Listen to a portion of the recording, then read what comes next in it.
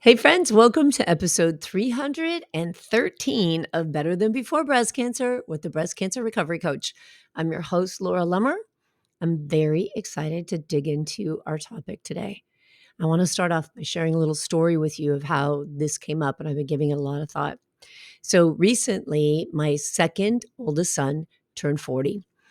We had a party for him, family, some friends who I consider family. It was a really, really lovely day. And one of the most special things about it is that my son, whose birthday it was, and then my youngest son, they both live in Colorado. So they flew out for the party. This is the first time since the two of them moved to Colorado that I've got all four kids home with me at the same time. I've seen my sons and, everybody's kind of exchanged. Maybe two or three of the kids have been with me, but this is the first time all four of them were with me. So it was really cool, very special, made my heart very happy. My youngest son was able to stay a little bit longer. I had a couple more days with him. He brought his new girlfriend out. We got to meet her. It was very, very nice. So my youngest son and his girlfriend and I are going to lunch one day. And my youngest son has struggled on and off throughout his life with depression, sometimes really scary, serious, and sometimes mild. But what we know to be true for him is that the more he eats good, healthy food, right? If he stays away from processed food and junk food, and he eats a very well thought out whole food diet and exercises regularly, he does incredibly well, right? He has over the course of his lifetime been able to get off medications because of following a very well thought out healthy lifestyle approach. And when he slides back from that or things get in the way of that, things don't go so well for him and he's not feeling really good.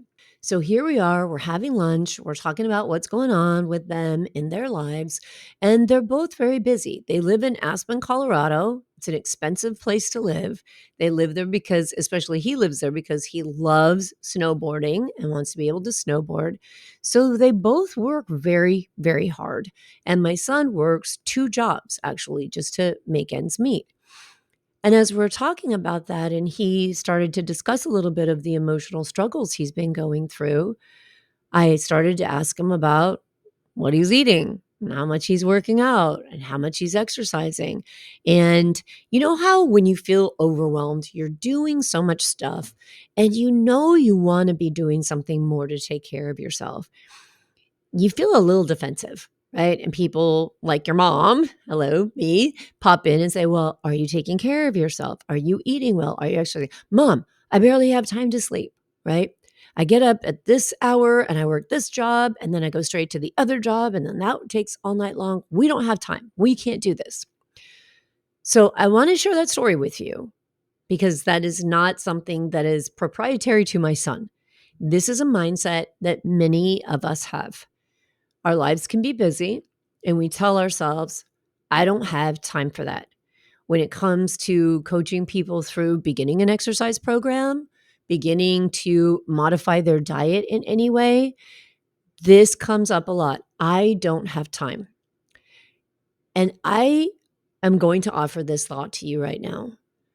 You don't have time not to do these things, right? Eating well, moving your body every day, they are they have to be the priority. So if your story is, I don't have the time, as my son was, and he's very busy, he works a lot of hours. This is true.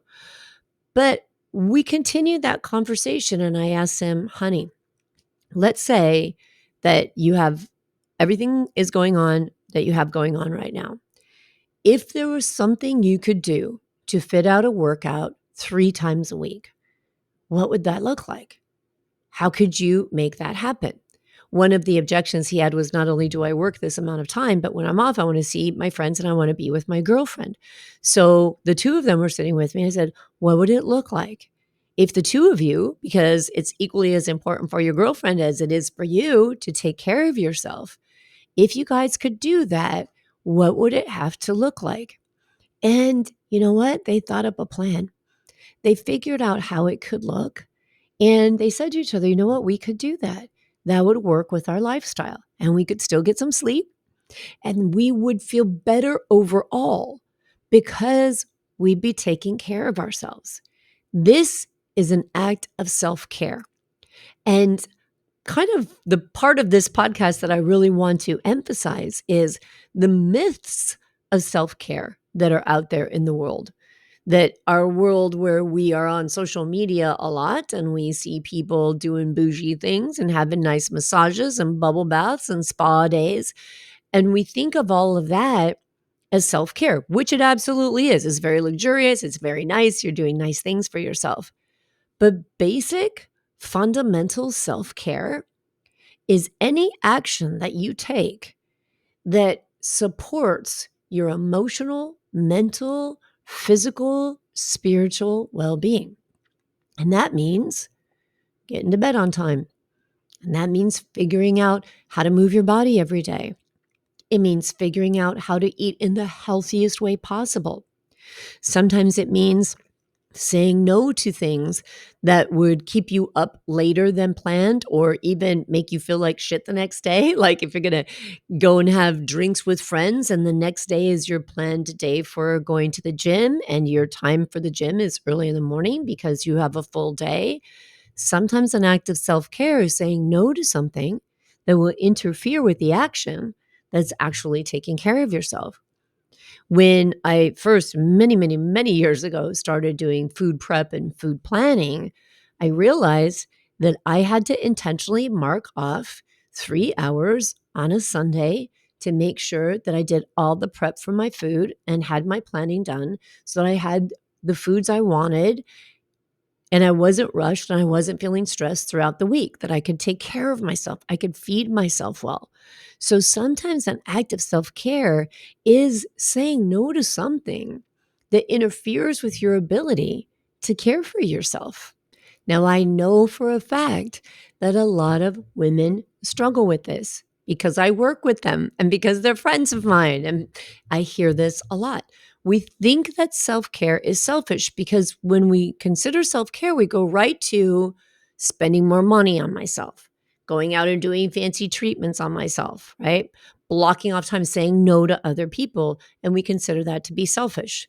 So I know I've said this on the show before. I'm going to reiterate it now. A selfish act is an act that you do that causes harm or discomfort to someone else. You do something for your own benefit at a cost to someone else. Self-care is not that. Self-care is actually the opposite of that. Because when you take the time to go to bed on time, get enough sleep, when you take the time to eat foods that support a healthy microbiome, which in turn impacts your moods and your mental and emotional stability. When you take time or you spend the money to work with a coach or a therapist because your mental health is equally as important as your physical health, you're doing something for you that benefits everyone around you because you show up in a better place when you care for yourself by doing the fundamental basic things that don't have to cost anything, right? That can just be a rearranging of a schedule. That means you can look at your schedule and say, you know what? Here's my work. Here are my obligations that I need to do, that I truly, truly need to do. Not that I tell myself stories that I need to do because no one else can do it as good as me, but the obligations you have that you actually need to do, like show up for work, right? Or maybe buy groceries, and maybe someone else in your household can take care of that for you as well. But when you look at these basic obligations and then everything else that you're doing in life, and you say to yourself, that's exhausting. Like, I'm exhausted doing that. That's too many things.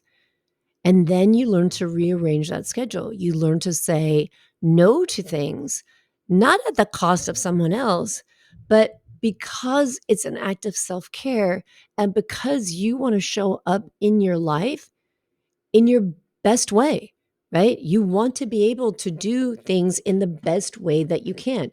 You want to be able to take care of people in the way that you like to take care of people. And you cannot do that when you are the giving tree, meaning you are just an empty stump. You are out of gas, right? So self-care means that you're willing to look at the schedule, and I focus a lot on time when it comes to self-care, because here's the deal. We have 168 hours in a week.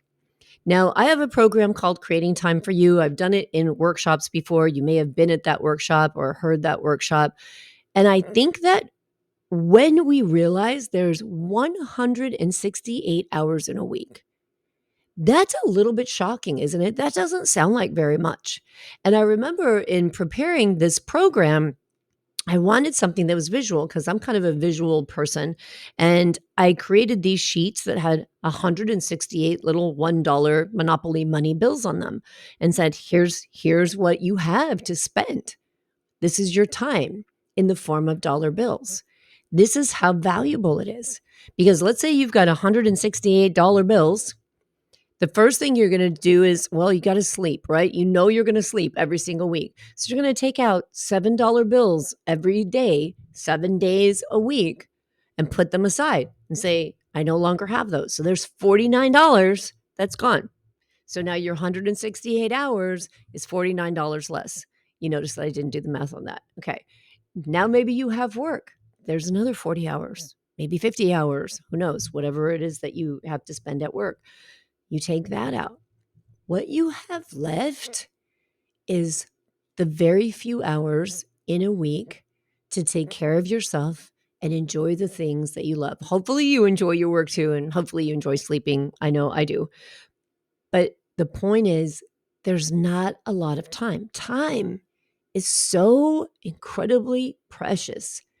People say money, right? We value money a lot, and money is great, and it's great to have money, but you can make more money. And sometimes you have more money, sometimes you have less. Sometimes people give you money, sometimes you win money. Money can fluctuate and change, but time is 24 hours in a day, 168 hours in a week.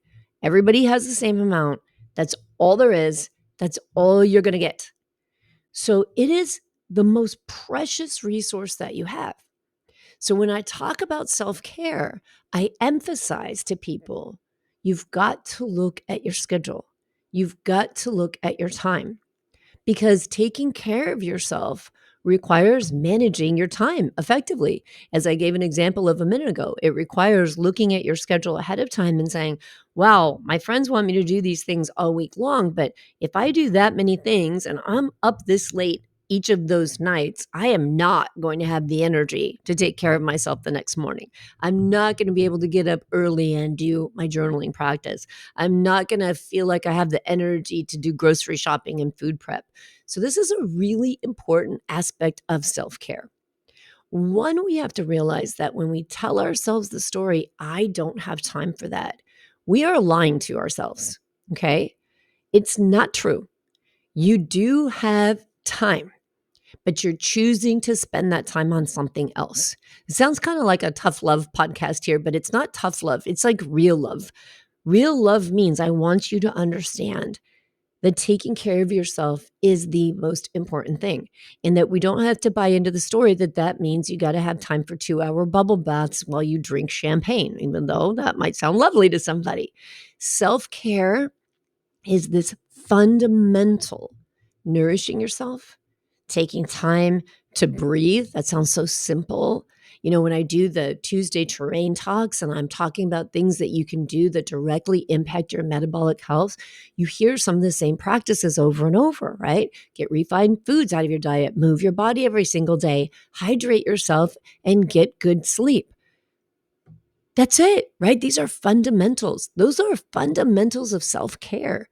So we think about them as far as these things impact our metabolic health. Well, what could be a better practice of self-care than the fundamental things that support your health, your body's ability to heal, and your mental and emotional stability and wellness?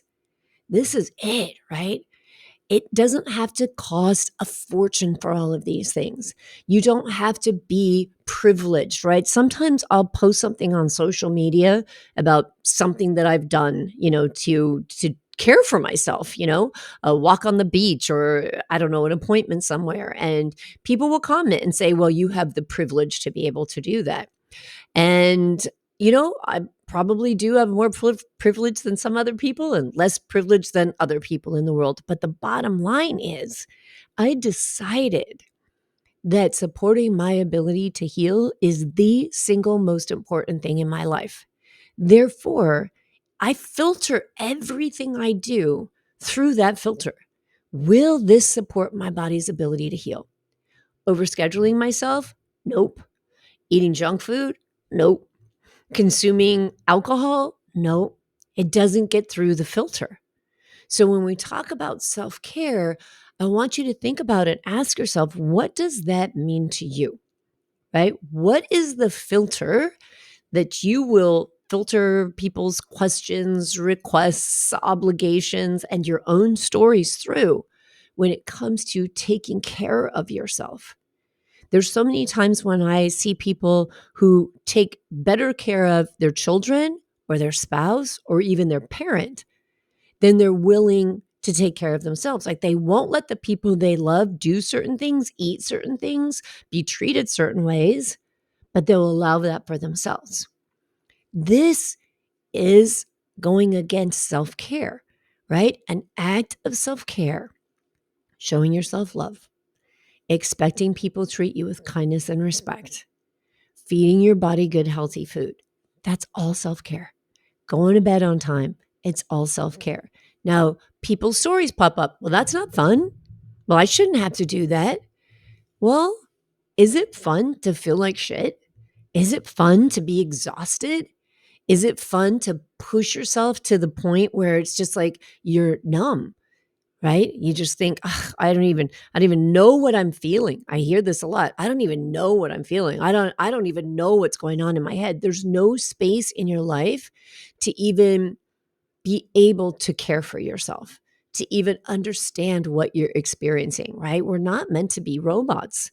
So when it comes to even the busiest of lives, even the fullest of schedules, we got to come back to that 168 hours and ask ourselves, where am I spending these 168 hours? How am I investing them in caring for myself? Because the physical acts of self-care, like I've mentioned, eating well, sleeping, hydrating, and moving your body every day, have a major impact on the mental and emotional aspects of our wellness. And I know, and you probably know, going through breast cancer treatment, this is a major emotionally traumatic event. So it isn't just, I need to find someone maybe to get therapy with, to talk through, to improve my emotional health. But you've got to support your emotional health with your physical health. They go hand in hand, they are not separate. When you're not in a good mental state, for instance, the story I shared with you about my son, when he's not in a good mental state, he's not taking the time to cook for himself. He's not even taking the time to go out and snowboard, which is something that he loves very much. When we're not in a good mental state, we're not doing the things to take care of our body. When we're not doing the things to take care of our body physically, so that we feel good, we have energy, we don't have brain fog throughout the day, when we're not doing the things to take care of our body physically, we don't feel well mentally. There's no separating the two, right? If we have a lot of aches and pains and fatigue, we don't feel well emotionally. It takes a tremendous amount of emotional energy when our body doesn't feel well. So when it comes to self-care, if you have the story that I don't have time for that, or that it's got to be really expensive, or it's got to be all kinds of bougie stuff, I want to tell you, let's change that story. It's not true. It can be very simple. It can be inexpensive. It doesn't have to cost you anything. It can even just be a rearranging and a retelling yourself a different story, a retelling of your story in such a way where it goes from, I don't have the time to do things like that, to, oh, the first thing that I care about is how I make the time to take care of myself. And then everything else is going to have to work around that. And so when I say that and you're hearing that on this podcast, you might just think, you might already just feel anxiety coming up at the idea because you're so used to doing so much for other people, or because in your mind, you think you're doing so much, nothing else can fit. That's okay. If you have that feeling, if you start to feel anxious right off the bat, that's okay. Notice that. And you don't have to change anything. But what I would ask you is ask yourself this question: what if I could do that? Like, what's the one thing, one small thing that you believe would help you feel mentally, physically, emotionally better? If you could pick one thing to do and you think, if I could do that thing, I really think that it would help me. It would help me to feel really good. And then ask yourself, if I did that one thing, what would it look like? How could I do that? Right? How could I work that into my day? Here's another thing people do when it comes to self care: they think it's all or nothing, right? So when we talk about exercise, and this is something that I had a conversation with my son about too. When we think about exercise, we think about exercise every day. Like I just said, move your body every day. But that doesn't have to be formal exercise. It just means attention to don't be sitting all day long, right? Move. So when it comes to exercise, we have these different stories. And so my son's story was, when I say you got to get some consistent exercise, in his mind, that's go to the gym for an hour at a time, 5, 6 days a week. But as I offered to him, what if you could go for 30 minutes 3 times a week, right? When I talk to people about changing their diet, immediately the brain goes to all or nothing. It means get rid of all the processed food, go do Whole30. In fact, when I was talking with my son, he said, well, my girlfriend and I, we're going to try to do 75 hard. I said, what the hell is 75 hard? And he says, it's 75 days. And he starts to describe this routine to me. So it's 75 days of doing hard stuff, right? So it's going from wherever your life is right now to the extreme of whatever, eating all kale and paleo and working out 60 minutes and getting your heart rate up here. It's like all the things all at the same time. The human brain is not designed to do that. Your brain is going to freak out. 75 hard. And I said to him, babe, 75 hard right off the bat says to me, I'm going to try to commit to something for 75 days and then I'm done because it's going to suck. And I just want to get through 75 days. But what if I said to you, how about let's do 365 kind of easy? And he's like, how's kind of easy going to help me? Well, because kind of easy your brain can handle, which means instead of 75 hard and doing everything and changing everything at once, how about if you eat Taco Bell 2 times less next week and you have a homemade meal instead, or one day less? Fewer processed foods. How about you start there? And so it's okay when we think about taking care of ourselves to start small.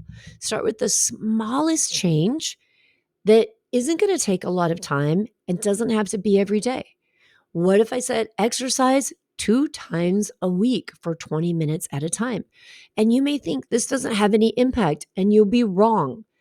One, it does have an impact because any kind of exercise and the more whole foods you can get into your diet, the better, right? So if you're not doing that at all, every little change is going to make a difference. Two, when we do these kinds of things, it has a reaction in our whole body. It starts to shift our microbiome. It starts to shift the way we think about ourselves. So if we're exercising twice a week, we start to feel better. We start to have better moods. We start to feel physically stronger. And then that inspires us. And we think, well, maybe I could do this 3 days a week. And then we can try 3 days a week.